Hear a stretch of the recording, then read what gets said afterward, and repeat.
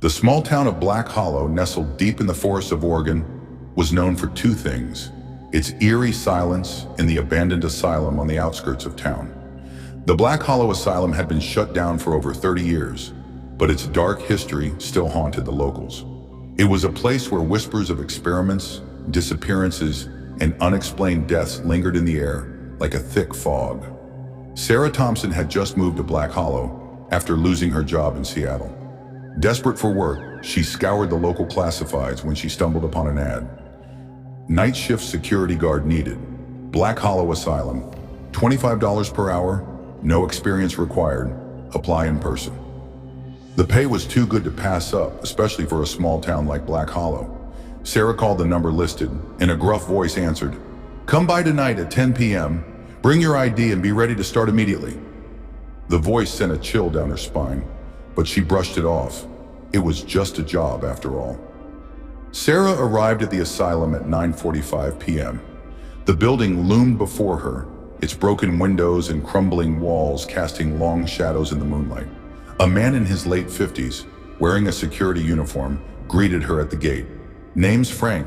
You must be Sarah," he said, his voice as rough as it had been on the phone. "Follow me." Frank led her through the rusted gates and into the asylum. The interior was worse than she had imagined. The walls were stained, the floors creaked with every step, and the air smelled of mildew and something else, something metallic. "Your job is simple," Frank explained. "Patrol the halls every hour, make sure no one gets in, and whatever you do, don't go into the basement." "Why not?" Sarah asked, her curiosity piqued. Frank's face darkened. "Just don't. Trust me." He handed her a flashlight, a walkie-talkie, and a set of keys before leaving her alone in the dimly lit lobby. Sarah's first patrol was uneventful. The asylum was silent, save for the occasional creak of the floorboards. But as the hours passed, she began to hear things.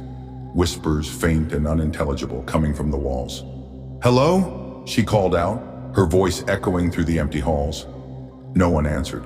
She tried to convince herself it was just her imagination, but the whispers grew louder, more insistent. They seemed to be coming from the direction of the basement. Against Frank's warning, Sarah found herself standing at the top of the basement stairs. The door was slightly ajar, and a cold draft wafted up from below. She shone her flashlight down the stairs, but the beam barely penetrated the darkness. "Hello? Is anyone down there?" she called again. This time she heard a response, a low, guttural growl that sent her heart racing. She slammed the door shut and locked it, her hands trembling. By 3 a.m., Sarah was on edge. The whispers had stopped, but now she was seeing things. Shadows moving in the corners of her vision, figures darting past doorways. She tried to radio Frank, but the walkie-talkie only emitted static. As she rounded a corner, she saw something that made her blood run cold. A figure stood at the end of the hall, its back to her. It was tall and thin, with long, spindly limbs that seemed to stretch unnaturally. "Frank?" she called out, though she knew it wasn't him. The figure turned slowly, revealing a face that was more shadow than substance. Its eyes glowed a faint, sickly yellow, and its mouth stretched into a grin that was far too wide. Sarah turned and ran, her footsteps echoing through the halls. She didn't stop until she reached the lobby, where she collapsed onto the floor, gasping for breath. When Sarah finally gathered the courage to look up, she found herself staring at the basement door. It was open again, and the whispers were back, louder than ever. She knew she shouldn't go down there, but something compelled her. She grabbed her flashlight and descended the stairs, each step creaking under her weight. The basement was a maze of rusted pipes and crumbling walls. The air was thick with the smell of decay, and the whispers seemed to come from every direction. At the center of the room, she found a large metal door. It was covered in strange symbols, and the lock had been broken open.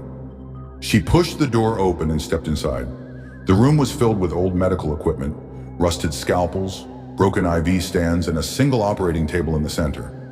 On the table was a journal, its pages yellowed with age.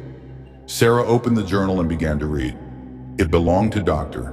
Henry Grayson, the asylum's former head doctor.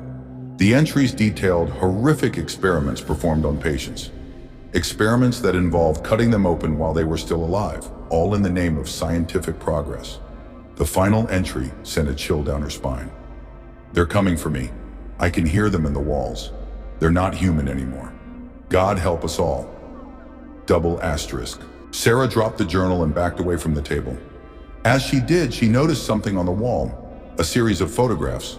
They were old and faded, but she could make out the faces of the patients, their eyes wide with terror. One of the photos caught her attention. It was of a young woman who looked eerily similar to her.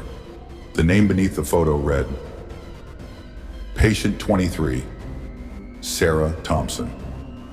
Her heart stopped. That was her name, but how? Before she could process what she was seeing, the whispers turned into screams. The shadows in the room began to move, coalescing into the same figure she had seen in the hallway. It reached for her, its long fingers brushing against her skin. She tried to scream, but no sound came out. When Frank arrived the next morning, he found the asylum empty. Sarah was gone, and the basement door was wide open. He didn't bother searching for her. He knew what had happened.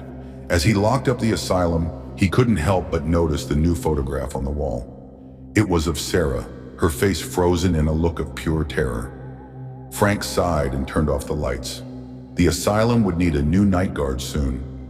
A week after Sarah's disappearance, the ad for a night shift security guard at Black Hollow Asylum was posted again. This time, it was answered by a man named Jake Miller, a drifter who had just arrived in town. Jake was desperate for cash and didn't believe in ghost stories. To him, the asylum was just an old building, nothing more. Frank greeted Jake the same way he had greeted Sarah. "Stick to the rules and you'll be fine," Frank said, his voice low and gravelly. "And whatever you do, don't go into the basement." Jake smirked. Yeah, no basement, got it." Frank handed him the same flashlight, walkie-talkie, and set of keys before leaving Jake alone in the lobby. As soon as Frank was gone, Jake muttered to himself, "What a load of nonsense." Jake's first few hours on the job were uneventful. He patrolled the halls, whistling to himself, completely unfazed by the eerie atmosphere. But as the clock struck midnight, things began to change. The whispers started first, soft, almost imperceptible, but there. Jake stopped in his tracks, listening intently. "Hello?" he called out, shining his flashlight down the hallway. The beam of light revealed nothing but empty space. He shook his head and continued his patrol, but the whispers grew louder, more distinct. They seemed to be coming from the walls themselves, as if the building was alive. "Cut it out," Jake muttered, trying to convince himself it was just the wind. But deep down, he knew there was no wind inside the asylum. By 2 a.m., Jake was growing restless. The whispers were relentless, and he couldn't shake the feeling that he was being watched. He found himself standing in front of the basement door, just as Sarah had. The door was slightly ajar, and a cold draft seeped through the crack. Jake remembered Frank's warning, "Don't go into the basement." But Jake wasn't the type to follow rules. He pushed the door open and shone his flashlight down the stairs. The beam of light barely penetrated the darkness, but he could see enough to know that something was down there. "All right, let's see what all the fuss is about," he said, descending the stairs. The basement was exactly as Sarah had found it. Rusty pipes, crumbling walls, and the overwhelming smell of decay. Jake's flashlight flickered as he moved deeper into the room, his footsteps echoing off the walls. At the center of the room, he found the operating table and the journal. He picked it up and began to read, his eyes widening with each page. The entries detailed the horrific experiments conducted by Dr. Grayson, and the final entry sent a chill down his spine. "They're coming for me. I can hear them in the walls. They're not human anymore. God help us all." Double asterisk.